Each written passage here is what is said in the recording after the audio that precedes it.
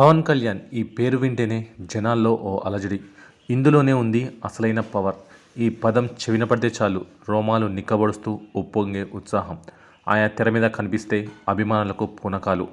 Power star అంటే చాలు సినీ ఇండస్ట్రీనే కాదు, యావత్ తెలుగు ప్రేక్షకులకు అదొక కిక్కు. ఇలా పవన్ గురించి చెప్పుకుంటూ పోతే ఓ పుస్తకమే రాయొచ్చు. సినిమా హీరోగానే కాదు, జనసేనానిగా జనం కోసం సమాజానికి పట్టిన బూజు దులపడానికి రాజకీయ కండువ కప్పుకున్న ఈ వకీల్ సాబ్ క్రేజ్ గురించి ఎంత చెప్పుకున్నా తక్కువే. తన నటన, మేనరిజం, డ్యాన్స్లతో ప్రేక్షకులను అలరించారు. ఒక్కో మెట్టు ఎక్కుతూ స్టార్ హీరోగా ఎదిగారు. ప్రతి సినిమాలోనూ తనలోని కొత్త వేరియేషన్స్ చూపిస్తూ పవర్ స్టార్ అయ్యారు. ప్రస్తుతం పవన్ కళ్యాణ్కు ఫ్యాన్ ఫాలోయింగ్ ఓ రేంజ్లో ఉంది. మెగా కాంపౌండ్ హీరోగా సినీ గడప తొక్కి తనకు మాత్రమే సొంతమైన టాలెంట్తో పవర్ స్టార్గా ఎదిగిన పవన్ కళ్యాణ్ బాక్సాఫీస్ దగ్గర కలెక్షన్ల కనకవర్షం కురిపిస్తూ కోట్లాది మంది గుండెల్లో పవర్ఫుల్ హీరోగా నిలిచిపోయారు. పవన్ సినిమా వస్తుందంటే చాలు థియేటర్లలో జాతర షురూ అయినట్లే. పవర్ స్టార్ అంటూ థియేటర్స్లో మోత మోగాల్సిందే. ఫ్యాన్స్ పూనకాలతో ఊగిపోవాల్సిందే. ఇక వెండి తెరపై పవన్ డైలాగ్స్ వింటుంటే వచ్చే కిక్కు మాటలో చెప్పగలమా? పవన్ కళ్యాణ్ 1971 సెప్టెంబర్ 2న బాపట్లలో జన్మించారు. చదువుపై పెద్దగా ఆసక్తి లేని పవన్ ఇంటర్తో చదువును ఆపేశారు. ఆపై మార్షల్ ఆర్ట్స్లో శిక్షణ తీసుకున్నారు. కళ్యాణ్ బాబు అనే పేరును పవన్ కళ్యాణ్గా మార్చుకొని 1996లో సినీ రంగ ప్రవేశం చేశారు. అక్కడ అమ్మాయి ఇక్కడ అబ్బాయి సినిమాతో వెండితెరకు పరిచయమయ్యారు. గోకులంలో సీత, సుస్వాగతం సినిమాలలో హీరోగా నిలదొక్కున్నారు. ఇక తొలి ప్రేమ సినిమాతో స్టార్ అయ్యారు. తమ్ముడు, బద్రి, ఖుషి సినిమాలు ఆయన్ను పవర్ స్టార్ను చేశాయి. జల్సా సినిమా పవన్ కెరీర్ను మరింత ఎత్తుకు తీసుకువెళ్ళింది. గుడుంబ శంకర్, జానీ, బాలు, పంజా, తీన్మార్, బంగారం, అన్నవరం, రామాబు లాంటి ఎన్నో పరాజయాలు ఎదురైనా పవన్ కళ్యాణ్ ఇమేజ్ ఇసుమంత కూడా తగ్గలేదు. గబ్బర్ సింగ్ సినిమాతో చాలా ఏళ్లకు పవన్ భారీ హిట్ కొట్టారు. ఈ సినిమాకు తెలుగులో ఉత్తమ నటుడిగా ఫిల్మ్ఫేర్ అవార్డు దక్కింది. ఇక అత్తారింటికి దారేది సినిమా వసూళ్లలో అప్పటి వరకు తెలుగు చిత్ర పరిశ్రమలో ఉన్న రికార్డులను బద్దలుకొట్టింది. అజ్ఞాతవాసి అనంతరం రాజకీయ రంగప్రవేశం చేసిన పవన్ 3 ఏళ్ల తర్వాత వకీల్ సాబ్తో మరోసారి సత్తా చాటారు.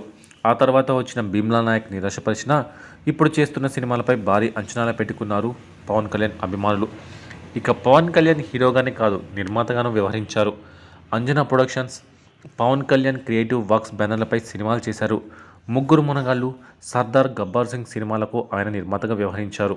దర్శకుడిగా మారి జానీ సినిమా తీశారు. ఇక తన సినిమాలు కొన్నింటికి స్టంట్స్ మాస్టర్గా కూడా పనిచేశారు. జానీ, గుడుంబా శంకర్, సర్దార్, గబ్బర్ సింగ్ సినిమాలకు కథా సహకారం అందించారు. చిన్నతనం నుంచే సమాజం పట్ల అవగాహన పెంపొందించుకున్న పవన్ కళ్యాణ్ జనం కోసం కదిలి వచ్చి జనసేన పార్టీ స్థాపించారు. కుల, మత, ప్రాంతీయ పక్షపాతాలు లేకుండా భారతీయునిగా జాతి సమైక్యతకు, సమగ్రతకు పాటుపడడానికి పార్టీ స్థాపించినట్లు పేర్కొన్నారు. ఇక సమాజంలో జరుగుతున్న అన్యాయాలు, అవినీతి, అక్రమార్కులపై ఎక్కువ పెడుతూ వస్తున్నారు. ఎంతమంది ఉన్నారనేది ముఖ్యం కాదు, ఎవడున్నాడనేదే ముఖ్యం అన్నట్లుగా జన సైనికుడిగా రాజకీయ రంగంలో చక్రం తిప్పుతున్నారు పవన్ కళ్యాణ్. తనదైన శైలిలో జనాన్ని మేల్కొలుపుతున్నారు. పవర్ స్టార్ పవన్ కళ్యాణ్ గురించి ప్రస్తావన వస్తే ఎక్కువగా ఆయన 3 పెళ్లిల గురించి అందరూ వేలెత్తి చూపిస్తారు. ఆయన మొదట నందిని అనే అమ్మాయిని, ఆ తర్వాత హీరోయిన్ రేణు దేశాయ్ని, తర్వాత 3వ పెళ్లి రష్యన్ నటి అయిన అన్నా లెజినోవ్ను వివాహం చేసుకున్నారు. ఇక పవన్ కళ్యాణ్ 3 పెళ్లిళ్ల విషయంలో ఎన్ని విమర్శలు పాలయ్యారో ప్రత్యేకంగా చెప్పనక్కర్లేదు. అంతేకాదు, రాజకీయంగా చాలామంది ఈయన్ను దెబ్బ కొట్టాలని 3 పెళ్లిళ్ల ప్రస్తావన తీసుకొస్తూ ఉంటారు. ఇదంతా పక్కన పెడితే పవర్ స్టార్ పవన్ కళ్యాణ్ పెళ్లి చేసుకున్న నందిని అనే అమ్మాయి ఇండస్ట్రీలో ఉండే స్టార్ హీరో మొదలని తెలుస్తోంది. అసలు విషయం ఏంటంటే పవన్ కళ్యాణ్ సినిమాల్లోకి రాకముందే వైజాగ్కి చెందిన నందిని అనే అమ్మాయిని పెళ్లి చేసుకున్నారు. ఈ అమ్మాయి ఫ్యామిలీకి సినిమాలతో ఎలాంటి సంబంధం లేదని తెలుస్తోంది.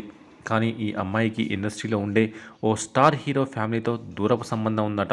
ఇక ఆ స్టార్ హీరో మరెవరో కాదు, అక్కినేని నాగేశ్వరరావు. పవన్ కళ్యాణ్ మొదటి భార్య నందిని తండ్రికి అక్కినేని నాగేశ్వరరావుకి మధ్య దూరం చుట్టరికం ఉందట. నందినికి వరుసకు అక్కినేని నాగేశ్వరరావు మామయ్య అవుతారట. అలా నాగార్జున బావ అవుతారని తెలుస్తోంది. అయితే ఈ విషయం చాలామందికి తెలియదు. ఎందుకంటే వీరిద్దరూ దూరపు చుట్టాలు కావడంతో ఈ మ్యాటర్ ఇప్పటి వరకు బయటపడలేదట.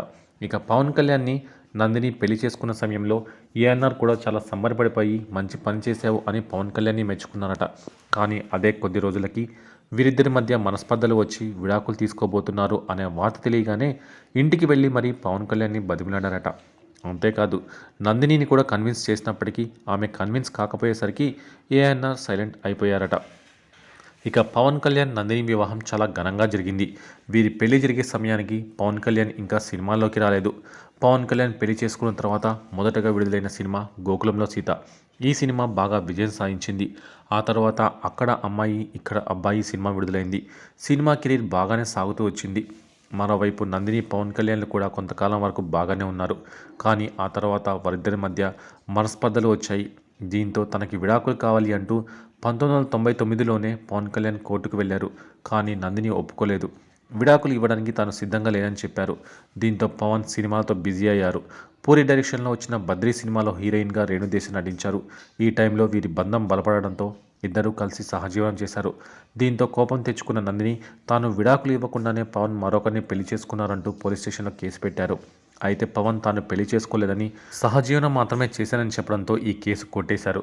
ఆ తర్వాత 2007లో పవన్ మళ్ళీ విడాకుల కోసం అప్లై చేసుకోగా 2008లో విడాకులు ఇచ్చారు. అయితే భరణం కింద పవన్ కళ్యాణ్ నందినికి 5 కోట్ల రూపాయలు ఇచ్చారని అప్పట్లో వార్తలు వినిపించాయి. రేణుదేశాయ్తో పవన్ రిజిస్టర్ మ్యారేజ్ చేసుకున్నారు. ఆ తర్వాత కొంతకాలానికి వీరిద్దరు కూడా విడిపోయారు. వీరికి ఒక కుమారుడు, కుమార్తె ఉన్న సంగతి తెలిసిందే. రేణుదేశాయ్ తర్వాత పవన్ కళ్యాణ్ అన్నా లెజీవాను ప్రేమించి పెళ్లి చేసుకున్నారు.